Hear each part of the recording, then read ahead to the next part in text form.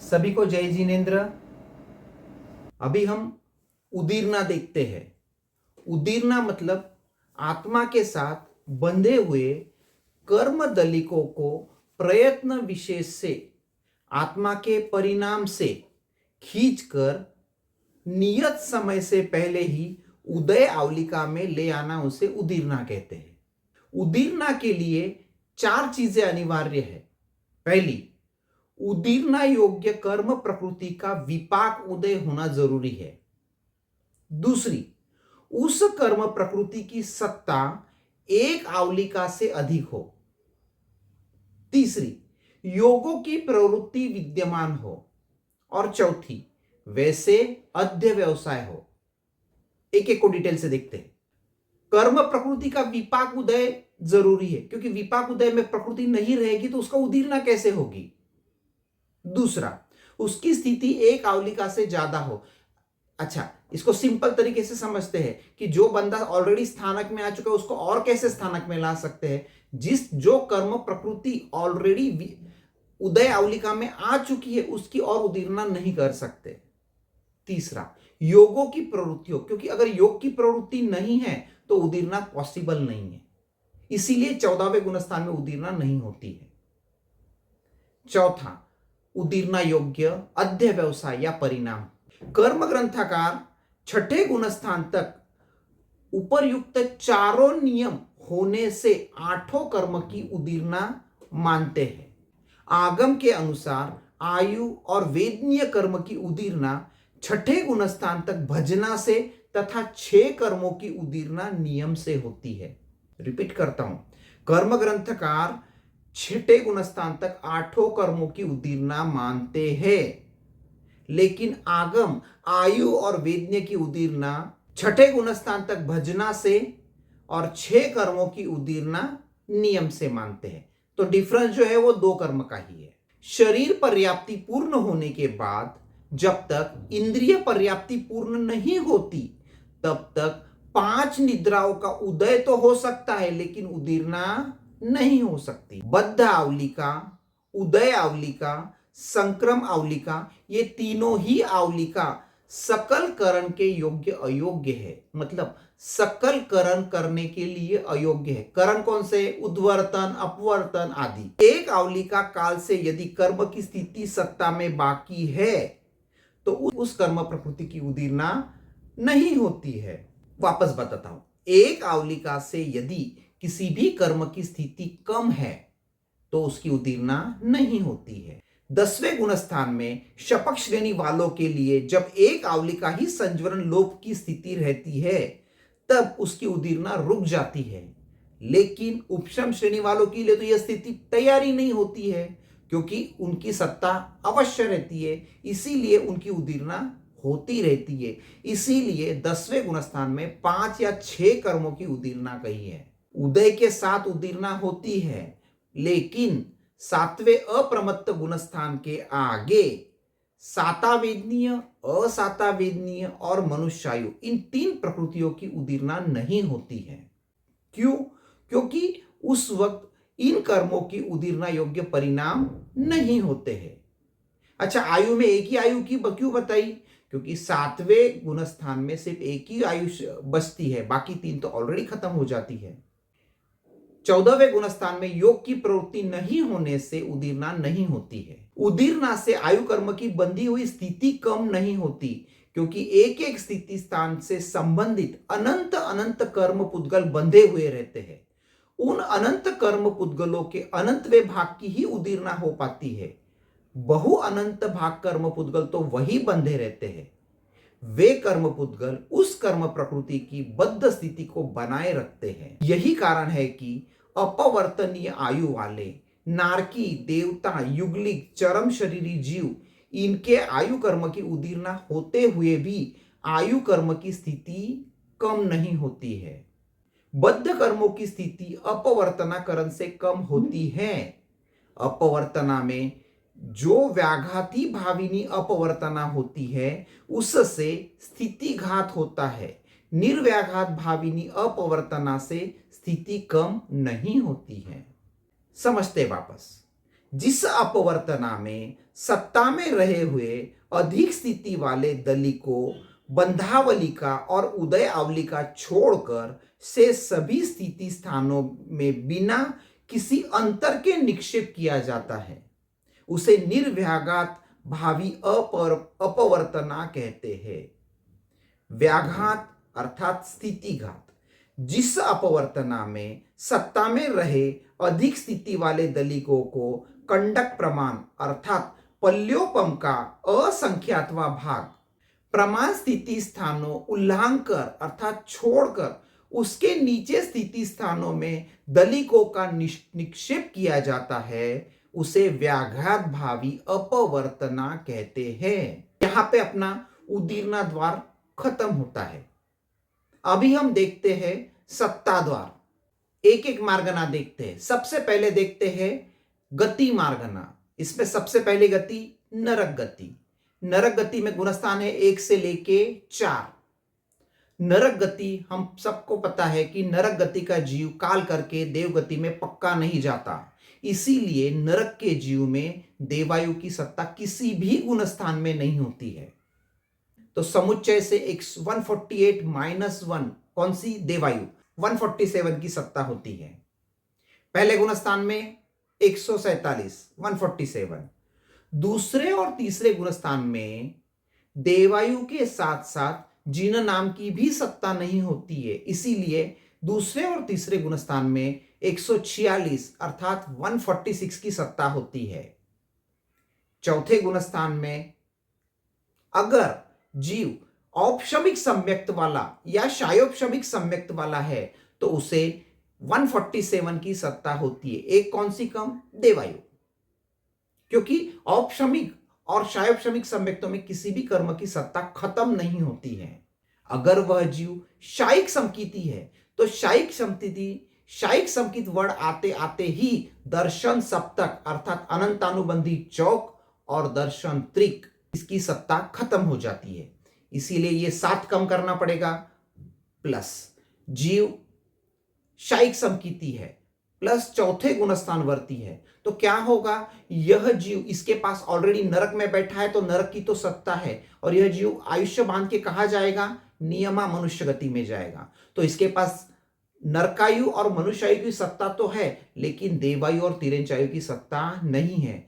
तो दर्शन सप्तक plus देवायु plus तिर्यंचायु ऐसे 9 कर्मों की सत्ता नहीं होने से 148 माइनस 9 139 कर्म की 139 कर्म की सत्ता होती है। रिपीट करता हूं। नरक गति समुच्चय में 147 देवायु के बिना, पहले गुणस्थान में भी 147 देवायु के बिना, दूसरे तीसरे गुणस्थान में देवायु और जीन नाम के बिना 146, चौथे गुणस्थान में अगर जीव औपशमिक या शायोपशमिक समकीति है तो 147 देवायु के बिना, अगर जीव शायिक समकीति है तो दर्शन सप्तक और देवायु और तिर्यंचायु के बिना 139 की सत्ता होती है। अभी देखते हैं देवगति। देवगति में भी लगभग ये नरक के जैसा ही चलता है। यहां पे भी किसी भी देवगति के जीव को, देवगति में गुणस्थान कितने हैं? 4 गुणस्थान, और किसी भी गुणस्थान में नरकायु की सत्ता नहीं होती है। इसीलिए समुच्चय में देवगति में 147 की सत्ता है नरकायु के बिना। पहले दूसरे तीसरे गुणस्थान में 146 की सत्ता। यहां पे 2 कम हो गए, एक जीन नाम और एक नरकायु। नरक में और इसमें पहले गुणस्थान में फर्क हो गया। क्या होता है? जीन नाम बांध के जीव न पहली गुणस्थान में नरक में तो जा सकता है लेकिन देवगति में पहले गुणस्थान में नहीं जाता है। देवगति में जाता है लेकिन पहले गुणस्थान में नहीं जाता। इसीलिए पहले दूसरे तीसरे गुणस्थान में 146 जीन नाम और नरकायु के बिना सत्ता होती है। चौथे गुणस्थान में वापस अगर जीव औपशमिक समकीति है और शायोपशमिक समकीति है तो 147 नरकायु के बिना। अगर शायिक समकीति है तो दर्शन सप्तक तो नहीं रहने वाला, लेकिन जीव बैठा देवगति में है, आयुष्यवान के मनुष्य गति में जाएगा नियमा, तो उसके पास नरकायु और तिर्यंचायु की सत्ता नहीं होगी। इसीलिए शायिक समकीति चौथा गुणस्थान 139 कैसे आया? 148 माइनस दर्शन सप्तक के साथ माइनस नरकायु तिरेंचायु के 2, ऐसे 148 माइनस 9 139।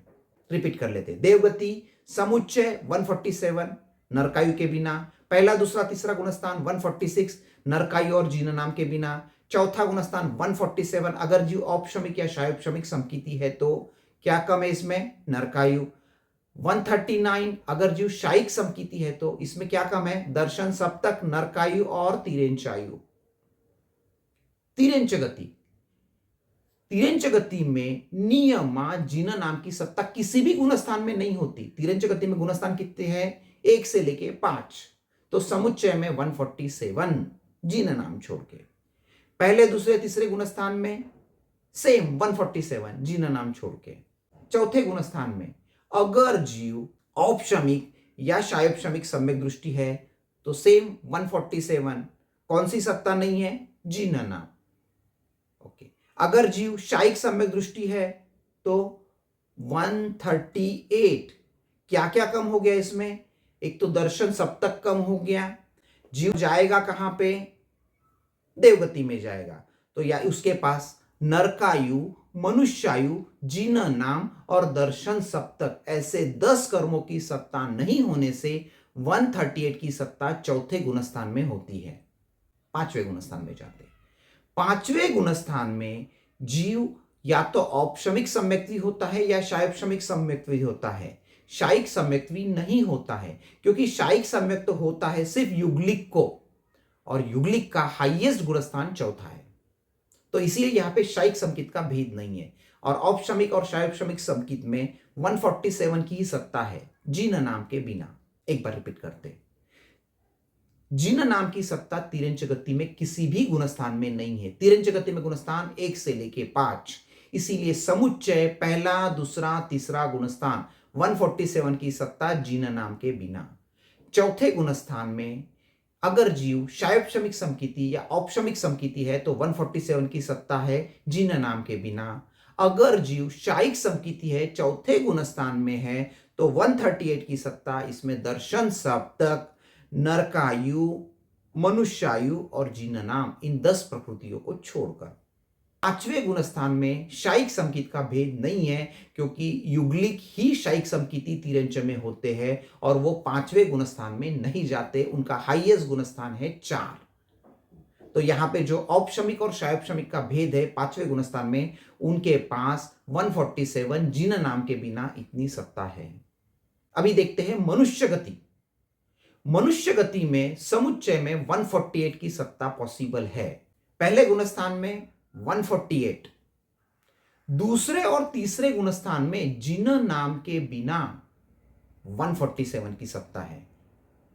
ये जीन नाम जो है ना, जीव जीन नाम की सत्ता बांध के दूसरे और तीसरे गुणस्थान में नहीं जा सकता, ठीक है, पहले में जाता है।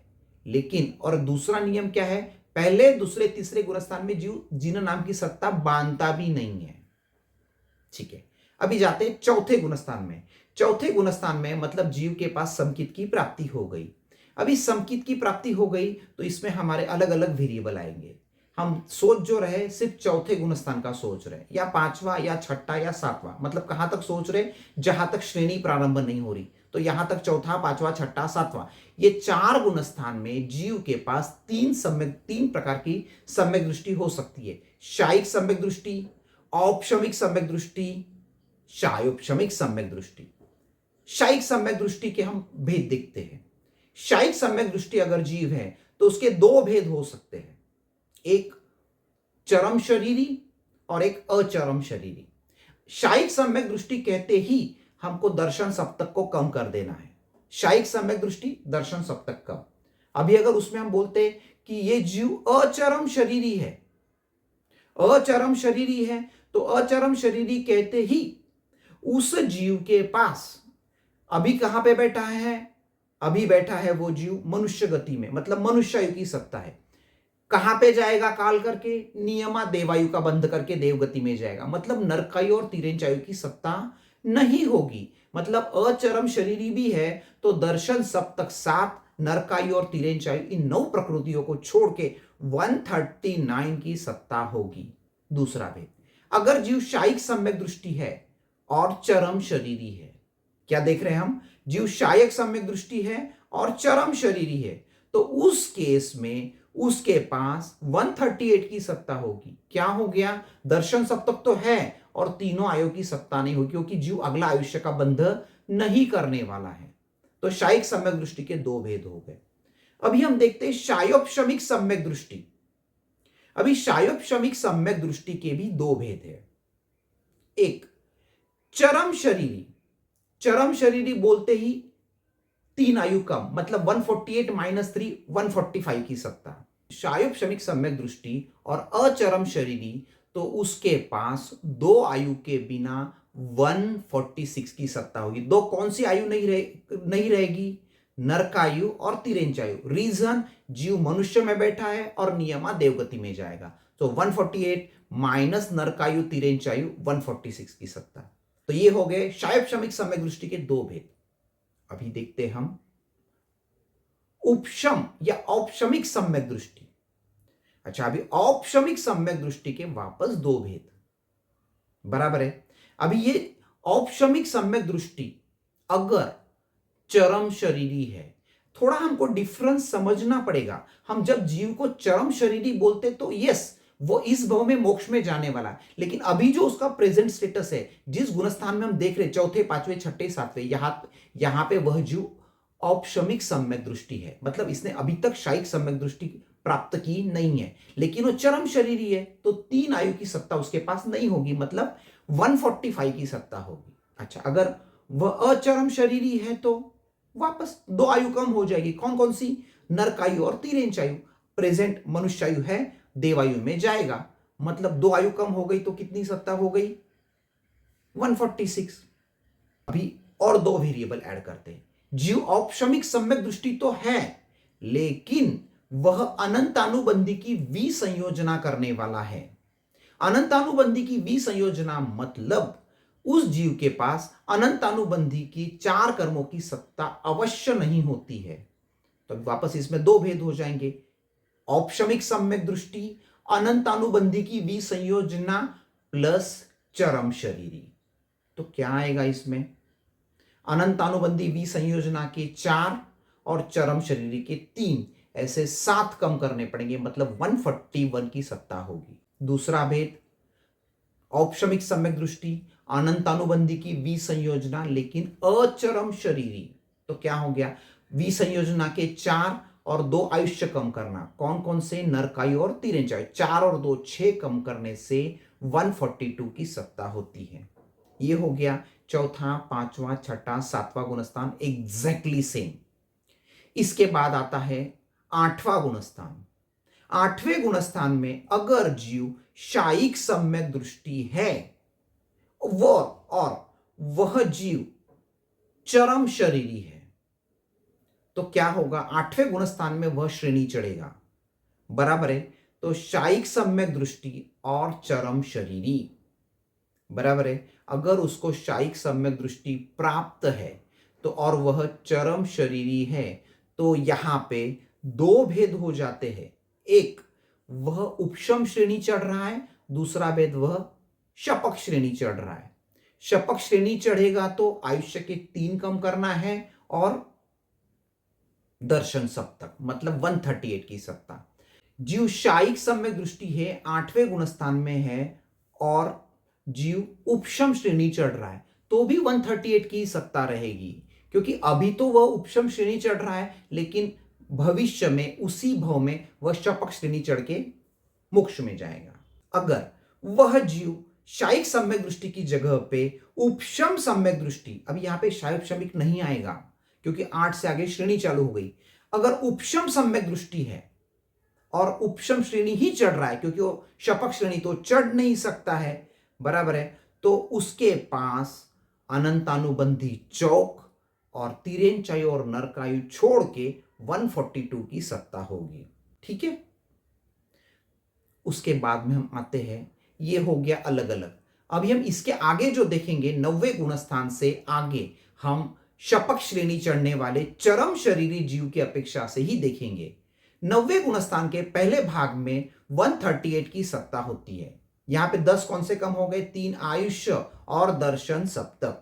90वें गुणस्थान के पहले भाग से 90वें गुणस्थान के दूसरे भाग में जाते वक्त जीव 16 कर्म प्रकृति की सत्ता विच्छेद करके 122 की उसके पास सत्ता रहती है। कौन से 16 कम किए? पहला जाति चौक, स्नानर्दित्रिक, साधारण, ये 8 हो गए। उसके बाद में नरक द्वीक, तिरेंच द्वीक, स्थावर द्वीक, आतप द्वीक, तो ऐसे 16 कम करके 122 की सत्ता। 90वें गुणस्थान के तीसरे भाग में जीव के पास 114 कर्म प्रकृति की सत्ता होती है। मतलब तीसरे में आते आते उसने 8 कर्म प्रकृतियों की सत्ता विच्छेद कर दी। कौन कौन सी कर दी? अप्रत्यक्ष यानी चौक और प्रत्यक्ष यानी चौक। 90वें गुणस्थान के तीसरे भाग से चौथे भाग में जाते वक्त जीव नपुंसक वेद की सत्ता का विच्छेद करके उसके पास 113 कर्म प्रकृति की सत्ता रहती है। 90वें गुणस्थान के चौथे भाग से पांचवें भाग में जाते वक्त श्री वेद की सत्ता विच्छेद करने के बाद उसके पास 112 कर्म प्रकृति की सत्ता रहती है। 90वें गुणस्थान के पांचवें भाग से 90वें गुणस्थान के छठे भाग में जाते वक्त हास्य षटक की सत्ता विच्छेद करने से उसके पास 106 कर्म प्रकृति की सत्ता रहती है।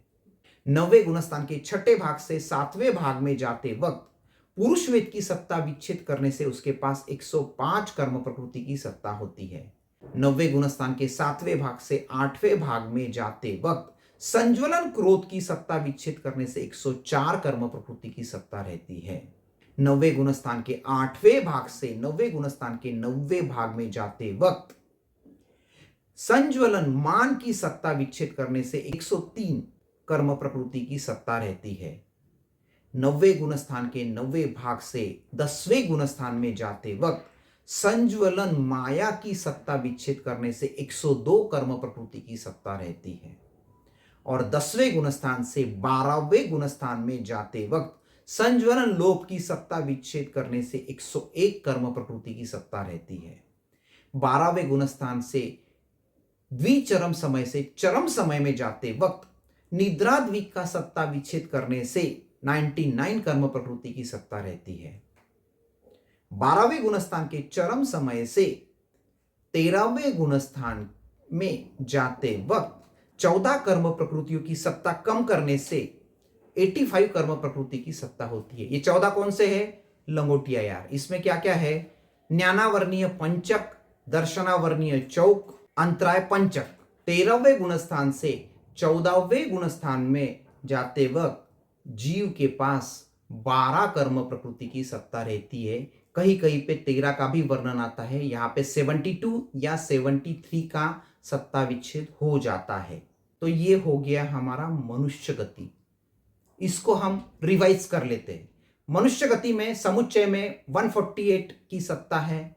पहले गुणस्थान में 148, दूसरे तीसरे में जीन नाम के अलावा 147, चौथे गुणस्थान में जीव के पास अलग अलग भेद हो जाते हैं। अगर शायिक सम्यक दृष्टि है और अचरम शरीरी है तो 139 दर्शन सप्तक और नरकायु और तिरेंचायु के बिना। शायिक सम्यक दृष्टि है और चरम शरीरी है तो 138 दर्शन सप्तक प्लस 3 आयु। शायोपशमिक सम्यक दृष्टि है और चरम शरीरी है तो 145। शायोपशमिक सम्यक है और अचरम शरीरी है तो 146। इसमें नरकायु और तिरेंचायु की सत्ता नहीं है। उसके बाद औपशमिक सम्यक्त्वी है और चरम शरीरी है तो 145। औपशमिक सम्यक्त्वी है और अचरम शरीरी है तो 146। औपशमिक सम्यक्त्वी है, अनंतानुबंधी की विसंयोजना करने वाला है और चरम शरीरी है तो 141, मतलब अनंतानुबंधी का 4 और आयु का 3। औपशमिक सम्यक्त्वी है, अचरम शरीरी है और अनंतानुबंधी की विसंयोजना करने वाला है तो अनंतानुबंधी के 4 और 2 आयु, ऐसे 142 की सत्ता होती है। ये हो गया चौथा, पांचवा, छठा और सातवां गुणस्थान। 8वें गुणस्थान से श्रेणी चालू हो जाती है। तो 8वें गुणस्थान में अगर जीव शायिक समकीति और चरम शरीरी है तो 138, मतलब दर्शन सप्तक -3 आयु। यहाँ पे शायोपशमिक सम्यक्त्व नहीं होता है। अगर उपशम सम्यक दृष्टि है तो और वह उपशम श्रेणी चढ़ रहा है तो उसके पास उपश अनंतानुबंधी चौक के 4 और नरकायु और तिर्यंचायु ऐसे 2 कम करके 142। और अगर जीव औपशमिक सम्यक दृष्टि है और चरम शरीरी है तो 4 + 3 141 की सत्ता होती है। अभी 90वें गुणस्थान में आते हैं। 90वें गुणस्थान से आगे हम सिर्फ चरम शरीरी शपक श्रेणी चढ़ने वाली जीव की अपेक्षा से ही देखेंगे। यहां पे 90वें गुणस्थान में 9 भाग किए हैं, 9 पार्ट्स किए हैं। पहले भाग में 138 की सत्ता होती है, जिसमें 10 जो गई वो है दर्शन सप्तक +3 आयु मनुष्यायु छोड़ के। पहले भाग से दूसरे भाग में जाते वक्त 16 कर्म प्रकृति का सत्ता विच्छेद हो जाता है। ये 16 प्रकृति है जाति, चौक, स्नानर्दी, त्रिक, साधारण, नर द्विक, तिरंच द्विक, स्थावर द्विक, आतप द्विक। 90वें गुणस्थान के तीसरे भाग में 114, यहाँ पे 8 कम हो गई। अप्रत्यखैनी चौक और प्रत्यखैनी चौक। चौथे भाग में 113, नपुंसक वेद कम हो गया। 5वें भाग में 112, श्री वेद कम हो गया।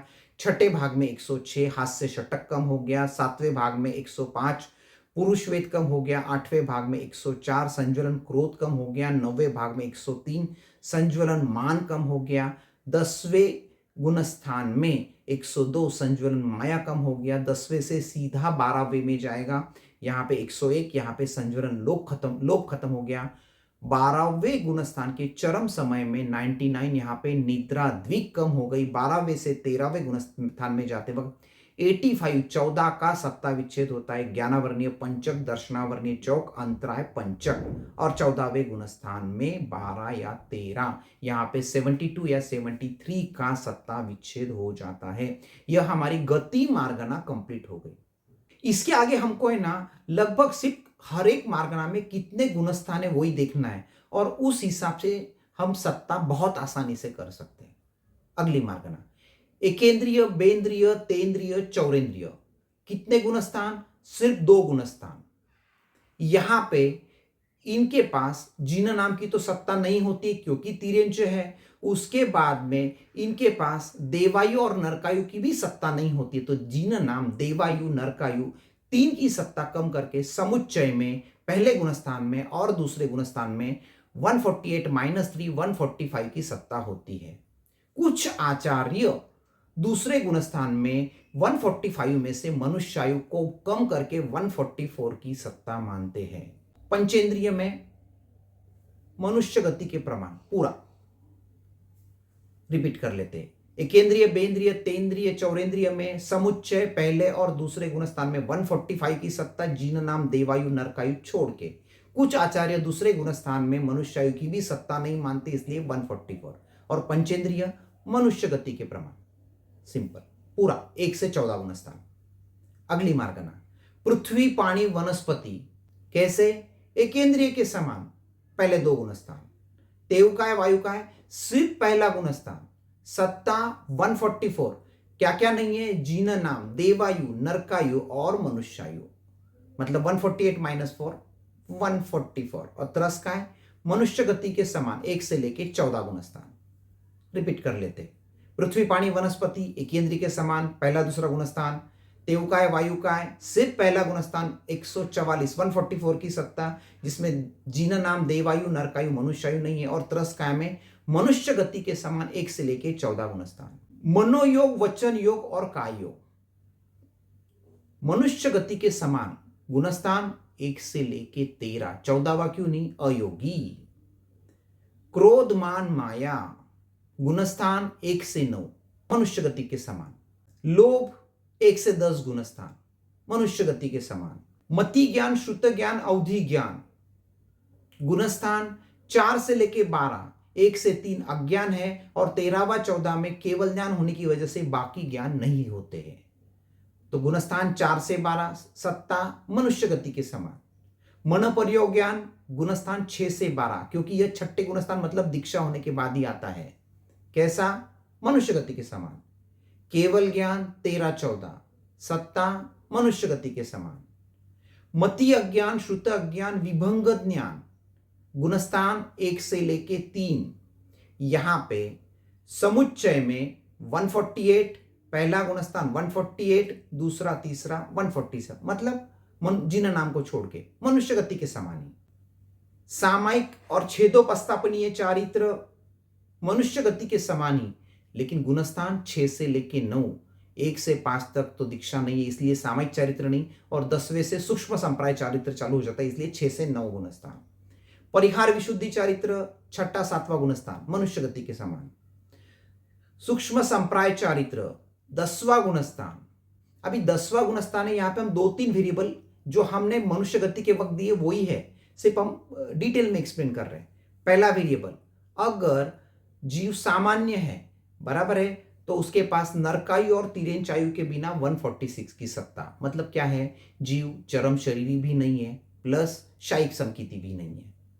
दूसरा, विसंयोजना करने वाला, विसंयोजना करेगा तो 146 माइनस 4, 142 की सत्ता, मतलब यह जीव क्या कर रहा है, यह जीव उपशम श्रेणी चढ़ रहा है।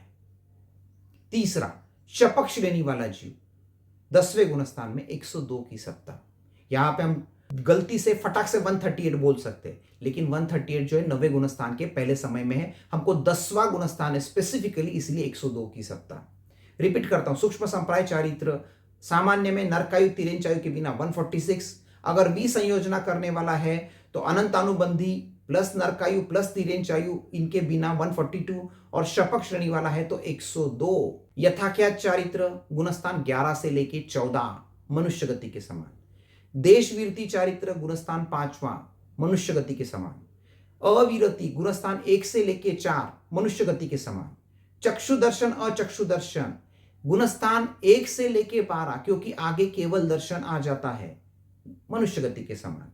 अवधि दर्शन गुणस्थान 4 से लेके 12, 13, 14 में तो केवल दर्शन है, और 1 से 3 कर्म ग्रंथकार अवधि दर्शन नहीं मानते हैं अज्ञान के कारण, इसीलिए गुणस्थान 4 से 12 मनुष्य गति के समान। केवल दर्शन गुणस्थान 13, 14 मनुष्य गति के समान।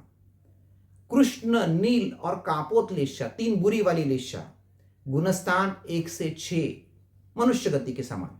तेजोलेशा, पद्मलेशा गुणस्थान 1 से 7 मनुष्य गति के समान। शुक्ललेशा गुणस्थान 1 से 13, 14वां अलेशी है, मनुष्य गति के समान। भवी 1 से लेके 14 गुणस्थान पूरा मनुष्य गति के समान। अभवी सिर्फ पहला गुणस्थान। अभी इसमें हम देखते अभवी जीव है तो इसके पास नियम से कुछ सत्ता नहीं होने वाली है। एक जीन नाम कभी नहीं होगी, आहारक द्विक नहीं होगी क्योंकि 7वें गुणस्थान तक ये जाएगा ही नहीं। सम्यक तो मोहनीय मिश्र मोहनीय नहीं होगा क्योंकि वो ये संकित की प्राप्ति ही नहीं करेगा, तो तीसरा और चौथा गुणस्थान नहीं आएगा, इसीलिए इसके पास जीना नाम, आहारक, चौक, सम्यक्त्व, मोहनीय, मिश्र मोहनीय, इन 7 कर्मों की सत्ता के सिवाय 141 की सत्ता समुच्चय में और पहले गुणस्थान में होती है। आहारक चौक मतलब आहारक शरीर, आहारक अंगोपांग, आहारक बंधन और आहारक संघाटन, क्योंकि हम कर्म प्रकृतियां 148 ले रहे हैं, न कि 120 या 22। औपशमिक सम्यक्त्व 4 से लेके 11 गुणस्थान मनुष्य गति के समान। शायोपशमिक सम्यक्त्व 4 से लेके 7 गुणस्थान मनुष्य गति के समान, क्योंकि 8 से श्रेणी चालू हो जाती है। शायिक सम्यक्त्व 4 से 14 गुणस्थान मनुष्य गति के समान, लेकिन शायिक सम्यक्त्व है इसीलिए सामान्य में ही 7 प्रकृति कम हो जाएंगी। कौन सी? दर्शन सप्तक, मतलब सामान्य 140 और 41, सामान्य में 141 और वहां से आगे हमको सारी प्रकृति उस हिसाब से आगे लेनी पड़ेगी। सास्वादन समकीत दूसरा गुणस्थान, इसमें जीन नाम के बिना 147। मिश्र सिर्फ तीसरा गुणस्थान, जीन नाम के बिना 147। मिथ्यात्व सिर्फ पहला 148। सन्नी मनुष्य गति के समान 1 से लेके 14। असन्नी 2 गुणस्थान, पहला गुणस्थान 147 जीन नाम के बिना, दूसरा गुणस्थान 144 जीन नाम नरकायु देवायु मनुष्यायु के बिना। रिपीट कर लेता हूं, सामान्य और पहले गुणस्थान में 147 जीन नाम के बिना, दूसरे गुणस्थान में जीन नाम नरकायु देवायु मनुष्यायु के बिना 144। आहारक 1 से लेके 13 गुणस्थान मनुष्य गति के समान। अनाहारक 5 गुणस्थान, पहला दूसरा चौथा 13वां 14वां, पहला दूसरा चौथा वाटे वेता की अपेक्षा से, 13वां केवली समुद्घात की अपेक्षा से, 14वां अयोगी की अपेक्षा से। यहां पे मनुष्य गति के समान ही, पुरुष वेद मनुष्य गति के समान, स्त्री वेद मनुष्य गति के समान, नपुंसक वेद मनुष्य गति के समान, सारे में 1 से लेकर 9 गुणस्थान। पुरुष वेद में 1 से 9 गुणस्थान, स्त्री वेद में 1 से 9 गुणस्थान, नपुंसक वेद में 1 से 9 गुणस्थान। अभी हम सत्ता संबंधी कुछ ज्ञातव्य देख लेते हैं। जिन जीवों के पास आहारक चतुष्क तथा जिन नाम कर्म की सत्ता हो एक साथ हो तो न तो वे नारकी में जाते हैं, न तो पहले गुणस्थान मिथ्यात्व में जाते हैं। जिन नाम की सत्ता वाले जीव प्रथम 3 नरक तक जा सकते, आगे की नरकों में नहीं जा सकते हैं। तिर्यंच गति में जिन नाम की सत्ता वाला जीव उत्पन्न ही नहीं होता, इसीलिए तिर्यंच गति में जिन नाम की सत्ता नहीं है। लब्धि अपर्याप्त तिर्यंच तथा लब्धि अपर्याप्त मनुष्य में जिन नाम नरकायु और देवायु के बिना 145 प्रकृतियों की सत्ता होती है। आहारक चतुष्क की सत्ता वाला मनुष्य उपशम श्रेणी से नीचे गिरकर सास्वादन गुणस्थान में आ जाए और काल करे तो वह अवश्य ही देवगति में उत्पन्न होता है। इसीलिए अपर्याप्त अवस्था में सास्वादन गुणस्थान में आहारक चतुष्क की सत्ता मानी गई है। कोई भी मनुष्य सास्वादन गुणस्थान में नरक गति में नहीं जा सकता, इसीलिए आहारक चतुष्क की सत्ता वाले मनुष्य भी दूसरे गुणस्थान में रहते नरक में नहीं जा सकते तथा कर्म ग्रंथ के मतानुसार मिथ्या दृष्टि जीव आहारक चतुष्क की सत्ता सहित नरक में उत्पन्न होते हैं तो वे अंतर्मुहूर्त के पश्चात तीसरे गुणस्थान में जा सकते हैं, किंतु दूसरे को सास्वादन गुणस्थान में नहीं जा सकते। इसीलिए नरक में मिश्र गुणस्थान में आहारक चतुष्क की सत्ता मानी जाती है, किंतु सास्वादन गुणस्थान में नहीं मानी गई है। पुरुष वेदोदय में शपक श्रेणी करने वाले जीव के 9वें गुणस्थान के 6ठे भाग तक पुरुष वेद की सत्ता होती है। स्त्री वेद में शपक श्रेणी करने वाले जीवों के 9वें गुणस्थान के 4थे भाग के अंत तक स्त्री वेद का उदय होता है और इसीलिए 4थे भाग तक ही स्त्री वेद की सत्ता होती है। नपुंसक वेदोदय में शपक श्रेणी करने वाले जीव के 9वें गुणस्थान के 3रे भाग तक ही नपुंसक का उदय एवं नपुंसक वेद की सत्ता होती है। नपुंसक वेद मार्गना में शपक श्रेणी में जीना नाम की सत्ता नहीं होती है, इसीलिए नपुंसक वेद के उदय में शपक श्रेणी करने वाले मनुष्यों में 9वें गुणस्थान के पहले भाग में जीना नाम के बिना 137 की, दूसरे भाग में 121 तथा तीसरे भाग में 113 की सत्ता होती है। 9वें देवलोक से लेकर 5 अनुत्तर विमान के देवों में नरकायु तिर्यंचायु के बिना 146 की सत्ता होती है। दूसरे, तीसरे, 8वें, 11वें तथा 13वें गुणस्थानवर्ती जीवों में किसी भी कर्म प्रकृति की सत्ता समाप्त नहीं होती है। उपशम श्रेणी 8, 9, 10, 11वें गुणस्थान में रहते हुए जीवों के भी किसी भी कर्म प्रकृति की सत्ता समाप्त नहीं होती है। अव्यवहार राशि के जीवों के भी किसी कर्म प्रकृति की सत्ता समाप्त नहीं होती है। अगर आपको ये कंटेंट अगर अच्छा लगा है तो प्लीज़ चैनल को सब्सक्राइब कीजिए, लाइक कीजिए और अपने दोस्तों के साथ शेयर कीजिए ताकि आपको अगले वीडियो भी टाइम टू टाइम मिलते रहेंगे। सभी को जय जिनेंद्र।